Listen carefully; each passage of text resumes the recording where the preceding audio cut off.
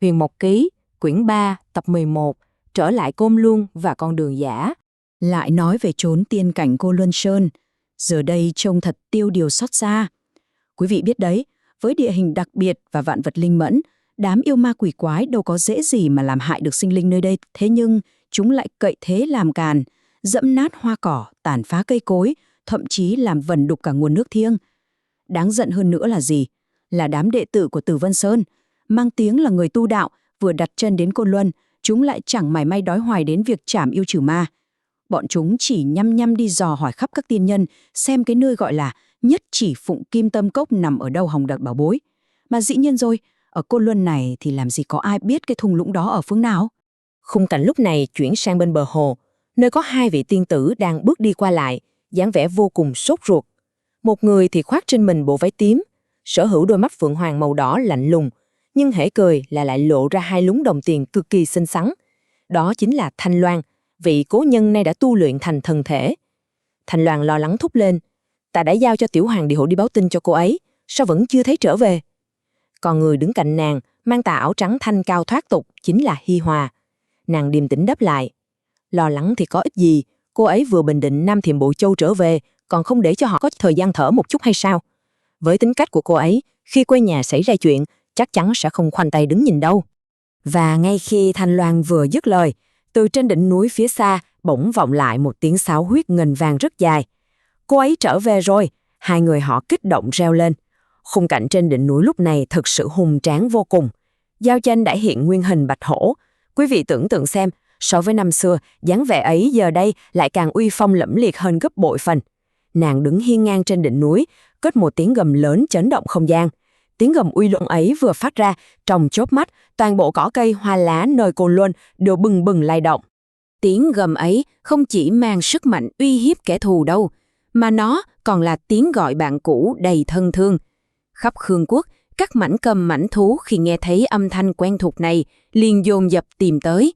Lần lượt từng bóng dáng tề tụ, nghe Tước Mộng Y, Kỳ Lân Trường Chí, Sô Ngu Lãng Khoát và cả lão Huyền Quy chậm chạp nữa.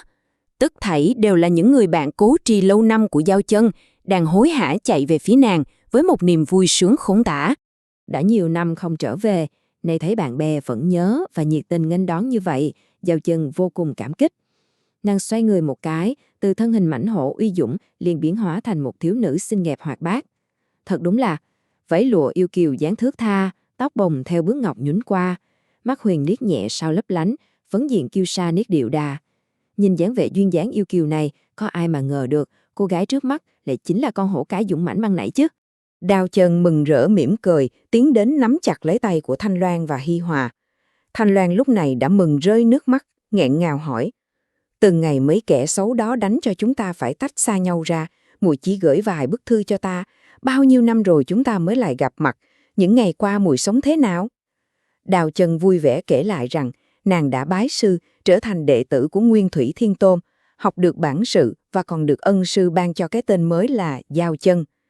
Hi Hòa nghe vậy liền bật cười, đưa tay vặt nhẹ mũi nàng mà trêu: chân nhân tiếng tâm lừng lẫy đặt tên cho, lại còn không hay sao? Muội thật là có phúc.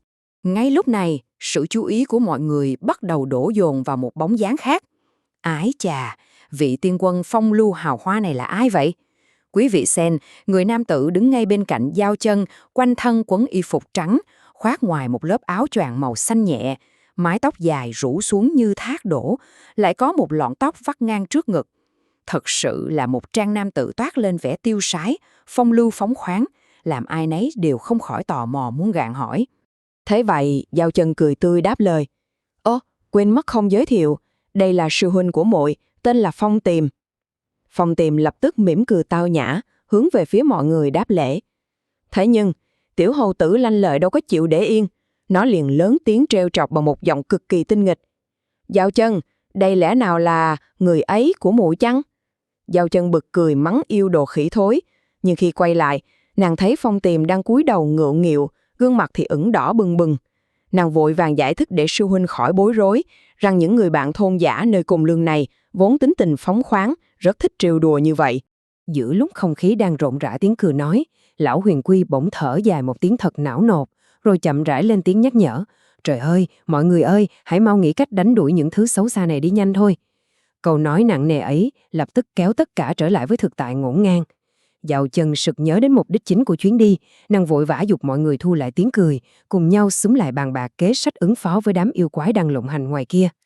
Nhóm bạn quyết định hành sự thì phải có chiến lược, tuyệt đối không được bứt dây động rôn. Kế hoạch được vạch ra vô cùng bài bản. Đầu tiên, phòng tìm sẽ cưỡi mây bay lên cao để phác họa lại toàn bộ bản đồ địa hình cũng như sự phân bố của yêu quái. Tiếp theo, Giao Chân làm thống soái sẽ căn cứ vào bút họa chi tiết ấy để bố trí trận địa. Quý vị hình dung nhé, với mỗi loại địa hình từ sơn động, vách núi cho đến khe suối và tùy vào từng loại yêu quái khác nhau, trận địa sẽ được biến hóa cực kỳ linh hoạt. Trận đồ này sẽ lấy đỉnh Khương Quốc làm căn cứ địa trung tâm. Từ đây, 4 vị đại tướng được cắt cử trấn giữ 4 phương rành rọt. Cụ thể là Thương Điểu Thanh Loan thống lĩnh thần cầm ở vùng Tây Nam, Nghê Tước Mộng Y chỉ huy thần cầm phía Đông Bắc, Kỳ Lân Trường Chí thống lĩnh thần thú vùng Đông Nam, và cuối cùng, Sô Ngu Lãng Khoát cai quản thần thú phía Tây Bắc. Một mẻ lưới thiên la địa võng đã giăng sẵn, bủa vây mọi ngã đường, dứt khoát không chừa cho yêu ma một chốn dung thân. Trong trận chiến này, Đào Chân trực tiếp làm thống soái, còn Huyền Quy và Dạy Trải đảm nhận vai trò quân sư. Nhưng ngặt một nỗi, Huyền Quy thân hình đồ sộ, di chuyển có phần chậm chạp. Đừng lo, Đào Chân đã an bài rất ổn thỏa. Tuyết Phượng Uy Dũng sẽ làm vật cưỡi cho Huyền Quy, còn Manh Hoàng sẽ hỗ trợ cho Dạy Trải. Riêng Phong Tiềm, vị sư huynh tài hoa, thì túc trực ngay bên cạnh làm trợ thủ đắc lực cho Đào Chân. Cũng trong lúc vẽ bản đồ, Phong Tiềm tình cờ phát hiện đám đồ đệ của Thông Thiên giáo chủ đang lãng vãng dò tìm gì đó. Hi Hoàng mới cho biết, bọn chúng đang lùng sục nơi gọi là Nhất Chỉ Phụng Kim Tâm Cốc để tìm bảo bối. Nghe vậy, Giao Chân cau mày hoài nghi, mang theo chút bực dọc mà xua tay. Nhất Chỉ Phụng, Kim Tâm Cốc, trước giờ ta chưa từng nghe tới nơi này. Thôi được rồi, không quan tâm đến bọn họ nữa, chúng ta tiếp tục hành sự thôi.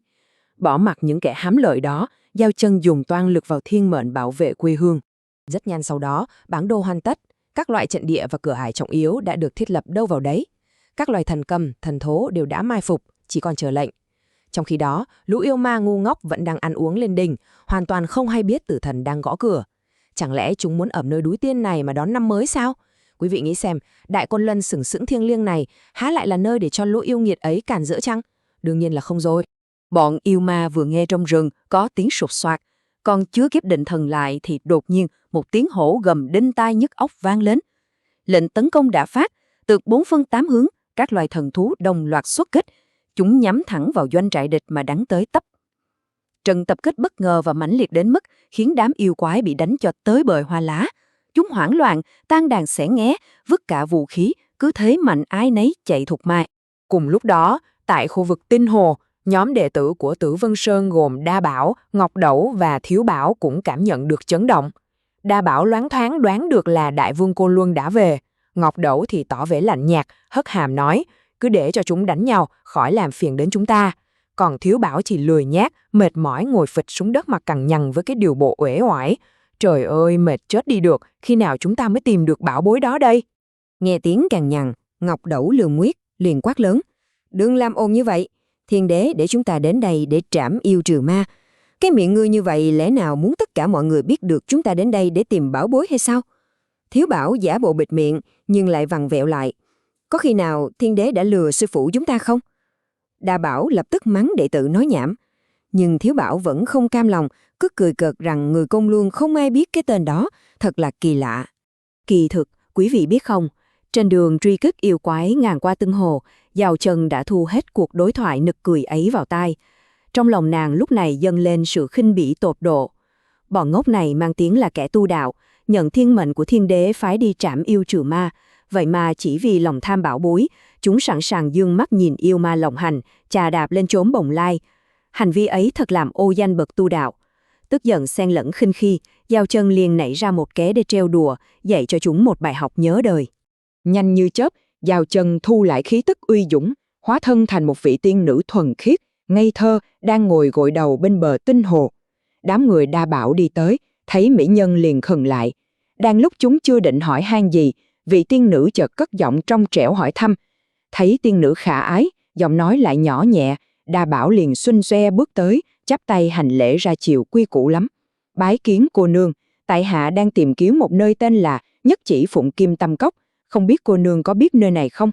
Vị tiên nữ chớp chớp mắt, dường như đang cố ngắn lục lọi ký ức, rồi ngập ngừng đáp, ồ, hình như ta biết nơi này. Đám đà bảo nghe vậy thì như bắt được vàng, mừng rỡ xúm lại vùng vã hỏi đường đi. Nhưng tiên nữ lại châu mày, làm bộ lúng túng. Nhà ngươi hãy đem mấy chữ đó viết ra, ta có chút nhớ không rõ nữa, để xem có thực sự là nơi đó hay không. Tiên lời răm rắp, đa bảo hăm hở vạch lên mặt cát từng nét chữ, nhất chỉ phùng kim tâm cốc.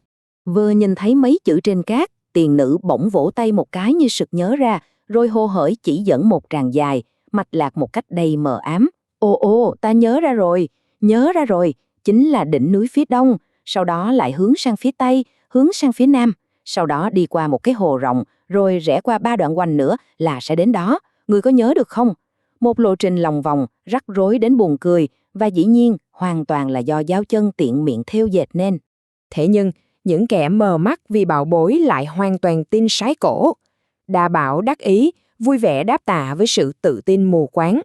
Mặc dù đường đi có chút quanh co, thế nhưng đại thể cũng biết được là ở nơi nào rồi. Cảm ơn cô nương rất nhiều. Sự hám lợi quả thật đã khiến những đệ tử kiêu ngạo này biến thành những gã hề ngoan ngoãn, răm rắp bước vào con đường giả tạo đầy cạm bẫy thiên nhiên mà vị tiên nữ vừa vẽ ra. Thế là, Đa Bảo cùng đám đệ tử hướng hở ôm theo giấc mộng báu vật, quay lưng hăm hở khởi hành tiến thẳng vào mê cung rừng rồng của Côn Luân. Chúng đâu hề biết phía trước làm gì có kim ngoạc bảo bối nào, mà chỉ có một màn hành xác mệt mỏi đang chờ đợi. Đứng phía sau nhìn theo bóng lưng của chúng, vị tiên nữ khả ái khẽ đưa tay che miệng để lộ một nụ cười thầm đầy tinh nghịch. Thật là một mũi tên trúng hai đích, giao chân vừa dẹp loạn được yêu ma, lại vừa trừng trị được đám người hám lợi, bảo vệ trọn vẹn sự tôn nghiêm của quê nhà. Xin mời quý vị đón nghe kỳ tiếp theo của Huyền Mộc Ký. Câu chuyện quý vị vừa nghe được kể lại từ nguyên tác Huyền Mộc Ký của Chấn Kiến Net. Để đọc trọn vẹn thiên truyện, xin mời quý vị ghé thăm trang chấn kiến.org.